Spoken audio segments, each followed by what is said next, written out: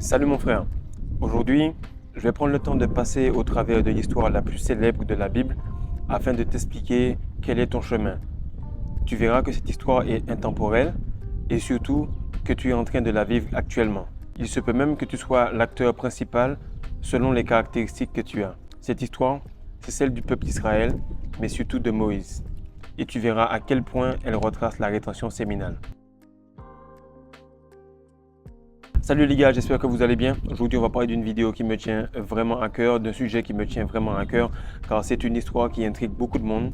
Qui que tu sois sur cette terre, tu as déjà entendu un peu parler du peuple d'Égypte et de l'exode et de la traversée du désert, etc.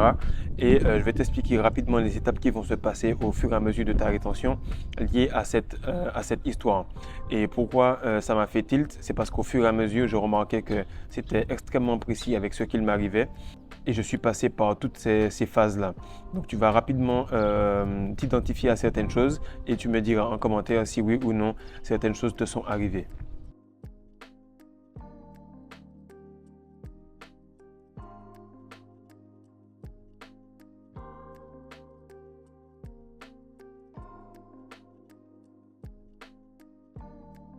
Alors, la première chose qu'il y a, c'est que tu seras en Égypte, ok? Tu seras sous le salariat, tu seras sous quelqu'un qui va être très arrogant ou orgueilleux.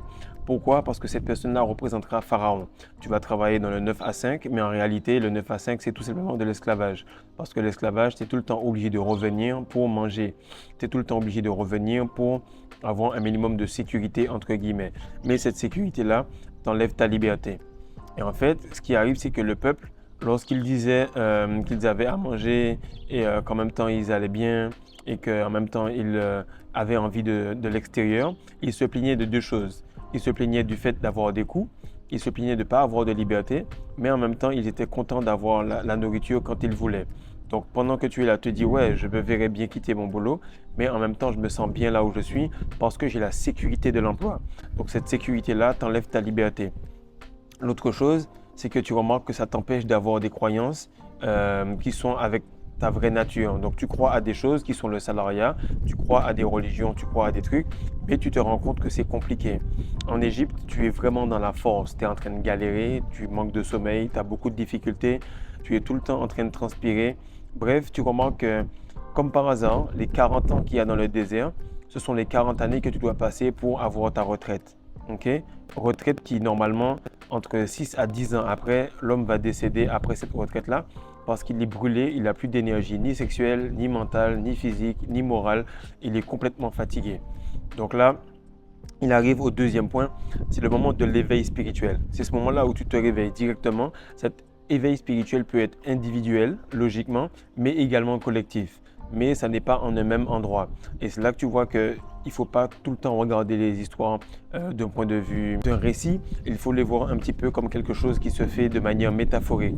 Car nous sommes tous en train de nous réveiller de manière individuelle dans notre coin, mais collectivement, nous sommes actuellement plus de 4000 à expérimenter cela. Et oui, nous sommes 4000 les gars. Je vous remercie vraiment pour votre confiance. J'espère qu'on sera bientôt plus et que surtout chacun d'entre vous va progresser. Le fait que je fasse les vidéos tous les jours ne m'avantage pas tant que ça. Ça m'avantage plus de faire un peu moins et de faire de meilleure qualité. Mais je sais que lorsque on a des vidéos tous les jours, ça permet de maintenir une certaine rectitude. Lorsque j'ai commencé la rétention, je regardais des vidéos tous les jours pour me maintenir motivé, pour me dire je ne peux pas décevoir ce youtubeur, je ne peux pas décevoir ce gars-là, je ne peux pas décevoir mon mentor, je ne peux pas décevoir telle ou telle personne. Donc je me maintenais dans ce bain-là. Donc je vous remercie. Maintenant, lorsqu'on est réveillé, on va voir qu'il y aura deux caractéristiques.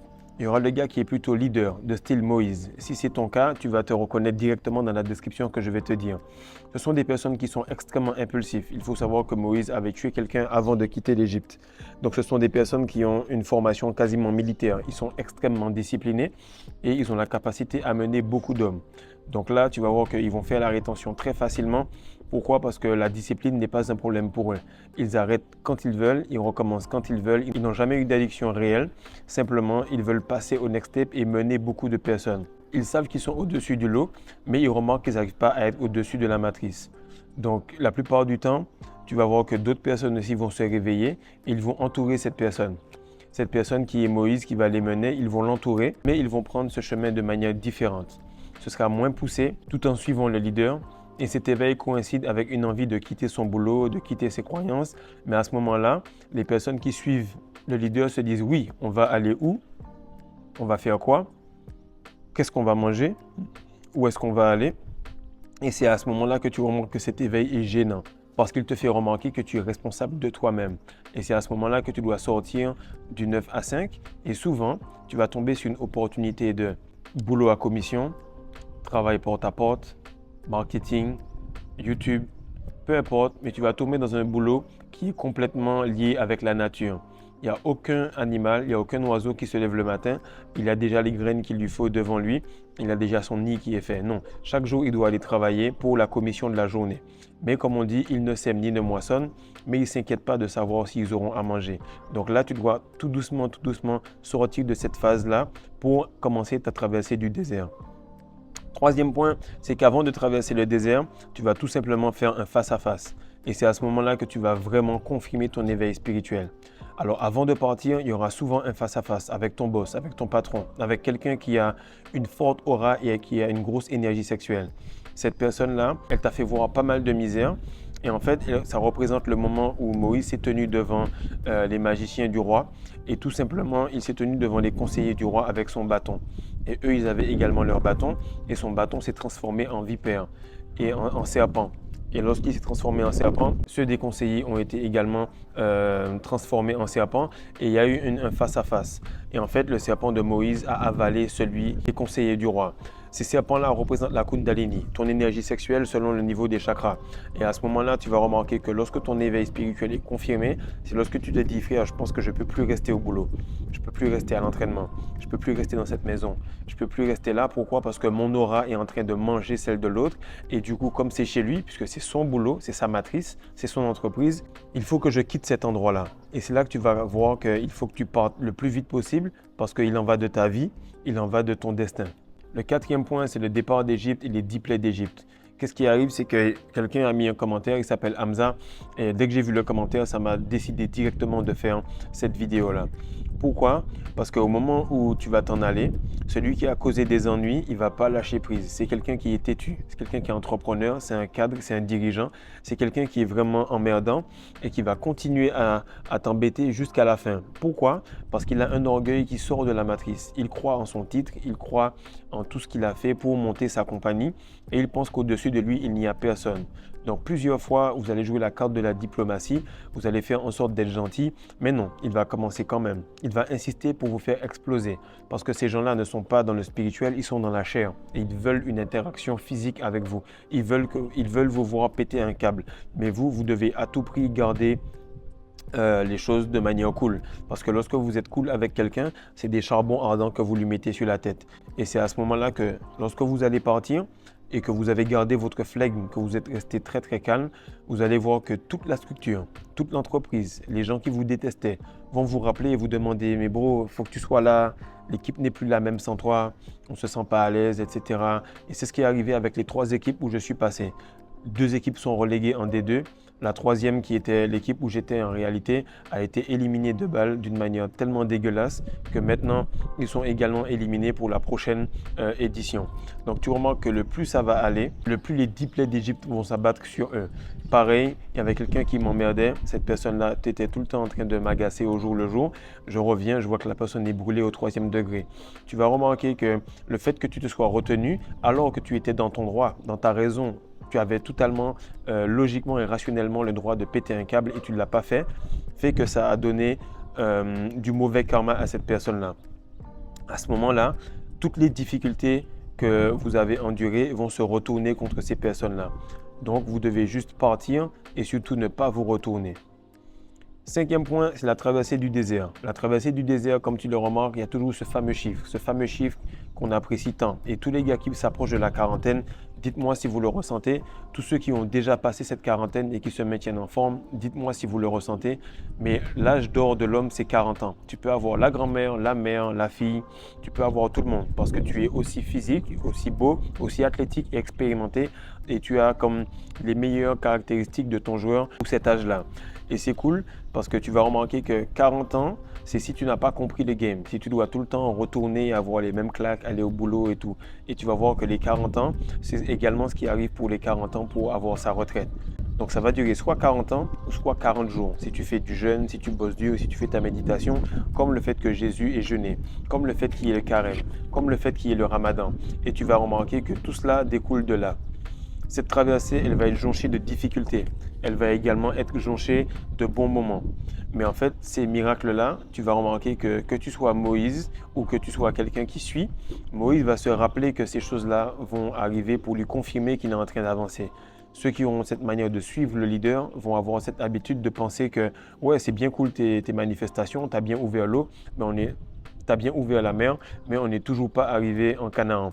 Et c'est là que tu vas voir si tu es vraiment quelqu'un qui est tout simplement un leader dans ton secteur ou tout simplement quelqu'un qui est un suiveur et qui va arriver quand même en Canaan, mais qui est quand même saoulé de ne pas arriver rapidement. Qu'est-ce qui est bien dans le désert? C'est que tu remarques que c'est très très difficile, c'est très très long. Ils sont toujours accompagnés d'une nuée de vent la journée et d'une nuée ardente la nuit. Et qu'est-ce qui se passe? C'est que tu auras toujours tes besoins physiologiques. Malgré le fait que ce soit dur, tu auras toujours un toit, tu auras toujours le minimum de nourriture. C'est juste que ton ego va être complètement touché et tu auras vraiment de la difficulté. Et ce minimum-là qu'ils avaient, ça s'appelait la manne. Et la manne, elle est de quelle couleur? Elle est blanchâtre. Si tu veux, tu peux aller relire dans la Bible, elle est blanchâtre, de la même couleur que la semence.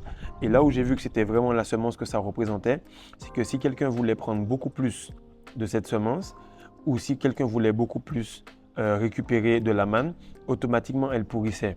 Automatiquement tu fais un wet dream.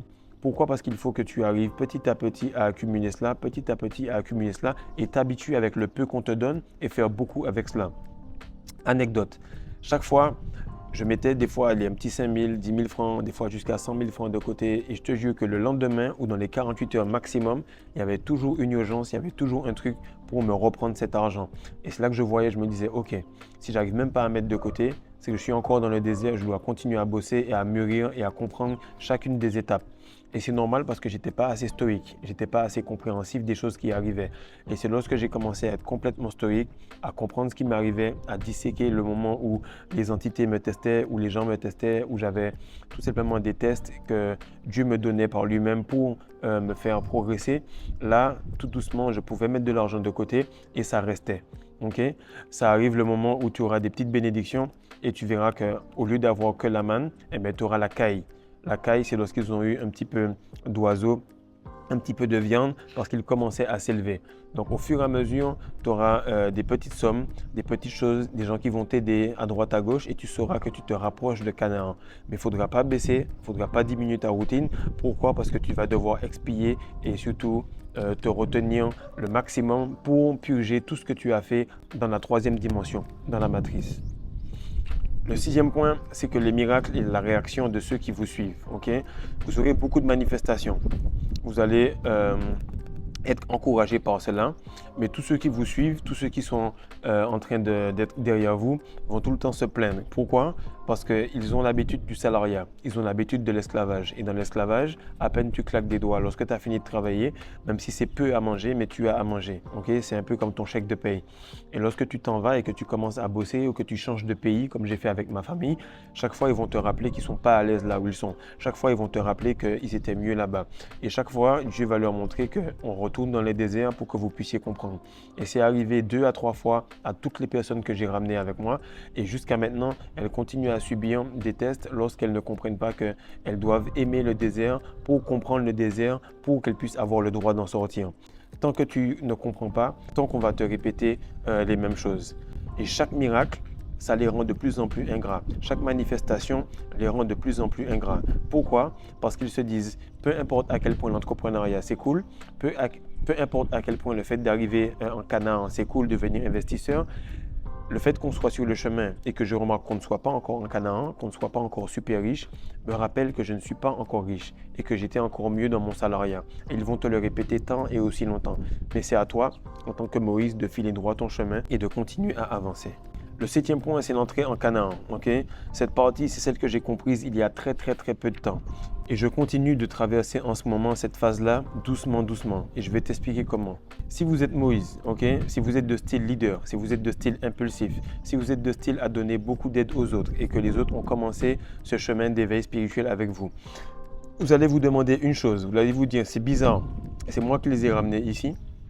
C'est moi qui les ai amenés dans le pays avec moi. C'est moi qui leur ai dit de quitter le Canada, de quitter la Martinique, de venir avec moi. Mais bizarrement, ils sont bénis avant moi. Pourquoi? Mais en réalité, ils sont bénis avant parce qu'ils sont bénis pour des choses moindres.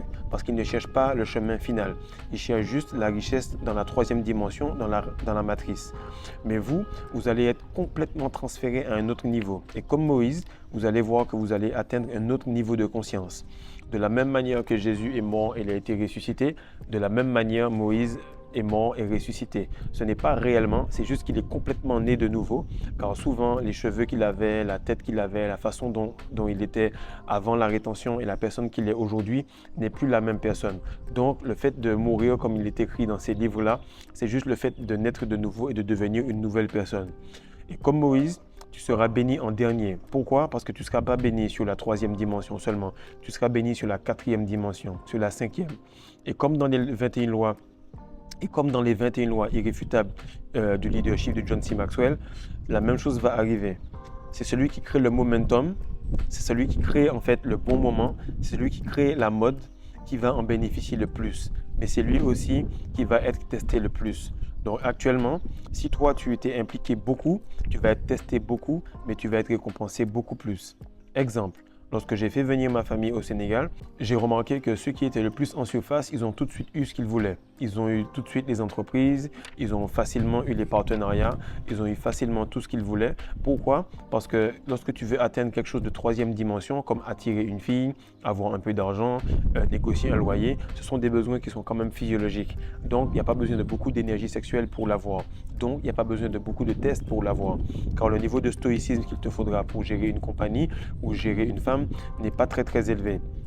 Mais lorsque tu veux avancer beaucoup plus loin, tu vas remarquer que ton niveau de recherche de spiritualité, ton niveau de manifestation va être beaucoup plus élevé, va requérir beaucoup plus de stoïcisme et de calme.